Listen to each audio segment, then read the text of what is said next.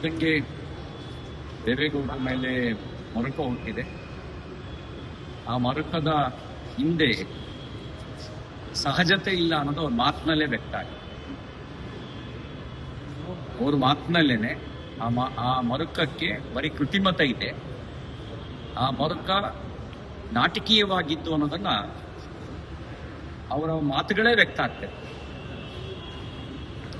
ಹಾಗಾಗಿ ಈ ನಾಟಕದ ಮಾತುಗಳಿಗೆ ಉತ್ತರಿಸಬೇಕಾದ ಅವಶ್ಯಕತೆ ಇಲ್ಲ. ದೇವೇಗೌಡರು ಮಾಜಿ ಪ್ರಧಾನಿಗಳು, ಮುತ್ಸದ್ದಿ, ಅವ್ರ ಬಗ್ಗೆ ಇರುವ ಗೌರವ ಸ್ಥಾನದ ಆಧಾರದಲ್ಲಿ ಬಂದಿದ್ದಲ್ಲ, ಅಧಿಕಾರದ ಆಧಾರದಲ್ಲಿ ಬಂದಿದ್ದಲ್ಲ.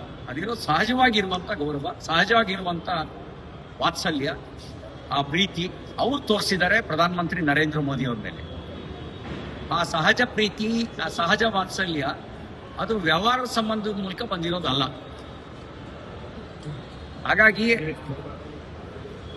ಹೇಗೆ ಯಾರಿಗೆ ಗೌರವ ಕೊಡಬೇಕು ಅನ್ನೋದನ್ನ ಕಾಂಗ್ರೆಸ್ನವರು ಬಿಜೆಪಿ ಪಾಠ ಹೇಳಬೇಕಾದ ಅವಶ್ಯಕತೆ ಇಲ್ಲ. ನೀವು ಪ್ರಧಾನಮಂತ್ರಿ ಆಗಿದ್ದಂತ ಮನಮೋಹನ್ ಸಿಂಗ್ ಅವರನ್ನ ಪ್ರಧಾನಮಂತ್ರಿ ಆಗಿದ್ದಾಗ ಹೆಂಗ್ ನಡೆಸ್ಕೊಂಡ್ರಿ? ನೀವು ಪಿ.ವಿ. ನರಸಿಂಹರಾವ್ ಅವರ ಅಂತ್ಯ ಸಂಸ್ಕಾರ ಸಂದರ್ಭದಲ್ಲಿ ಯಾವ ರೀತಿಯ ದ್ವೇಷವನ್ನು ತೀರಿಸಿದ್ರಿ? ಅಷ್ಟು ಮಾತ್ರ ಅಲ್ಲ, ಸಂವಿಧಾನ ಶಿಲ್ಪಿ ಅಂಬೇಡ್ಕರ್ ಅವರಿಗೆ ಬದುಕಿದ್ದಾಗ ಹೇಗೆ ಅಪಮಾನ ಮಾಡಿದ್ರಿ, ಸತ್ತಾಗ ಹೇಗೆ ಅಗೌರವ ತೋರಿಸಿದ್ರಿ? ನೀವು ನಮಗೆ ಪಾಠ ಹೇಳ್ತೀರಾ? ಅಂಬೇಡ್ಕರ್ ಅವರನ್ನು ಸೋಲಿಸಿದ್ ನೀವೇ ಅಲ್ವಾ ಕಾಂಗ್ರೆಸ್ಸಿಗರು? ಭಾರತ ರತ್ನ ಕೊಡದೇ ಇದ್ದಿದ್ದು ನಿಮ್ಮ ಅಪರಾಧ ಅಲ್ವಾ?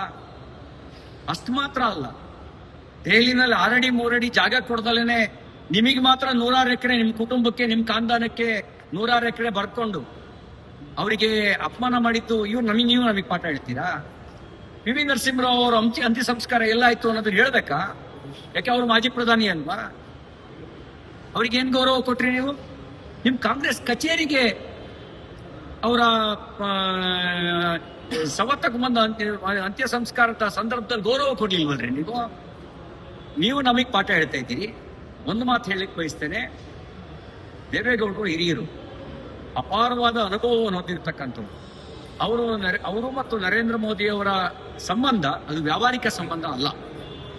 ಅದು ಒಂದು ರೀತಿಯಲ್ಲಿ ಅಣ್ಣ ತಮ್ಮನಿಗೆ, ತಂದೆ ಮಗನಿಗೆ ತೋರಿಸುವಂತ ಒಂದು ಆತ್ಮೀಯವಾದ ಸಂಬಂಧ, ಗೌರವಯುತವಾದ ಸಂಬಂಧ, ಪ್ರೀತಿಯ ಸಂಬಂಧ. ನೀವು ನಮಗೆ ಪಾಠ ಹೇಳ್ಬೇಕು. ನಮ್ಮ ಕಾರ್ಯಕ್ರಮಗಳನ್ನ ನೀವು ನೋಡ್ತಾ ಇದ್ರೆ ನಮ್ಮ ಚಾನೆಲ್ ಅನ್ನ ಸಬ್ಸ್ಕ್ರೈಬ್ ಮಾಡಿ, ಪಕ್ಕದ ಬೆಲ್ ಐಕಾನ್ ಒತ್ತಿ ನಮ್ಮನ್ನ ಬೆಂಬಲಿಸಿ. ಹಾಗೆ ನಮ್ಮ ಕಾರ್ಯಕ್ರಮಗಳನ್ನ ಲೈಕ್ ಮಾಡಿ, ಕಮೆಂಟ್ ಮಾಡಿ, ಅದನ್ನ ಬೇರೆಯವರಿಗೂ ವಾಟ್ಸ್ಆಪ್ ಮೂಲಕ ಶೇರ್ ಮಾಡಿ. ನೀವು ಹೀಗೆ ಮಾಡಿದಾಗ ನಮ್ಮ ಚಾನೆಲ್ ಇನ್ನಷ್ಟು ಮತ್ತಷ್ಟು ಜನರಿಗೆ ತಲುಪಲು ನೀವು ನಮ್ಮೊಂದಿಗೆ ಸಹಕರಿಸಿದ ಹಾಗಾಗುತ್ತೆ. ಇದು ನೀವು ಯಾವುದೇ ಖರ್ಚಿಲ್ಲದೆ ಕೆಲವೇ ಸೆಕೆಂಡುಗಳಲ್ಲಿ ನೀಡಬಹುದಾದ ಸಹಕಾರ. ಧನ್ಯವಾದಗಳು.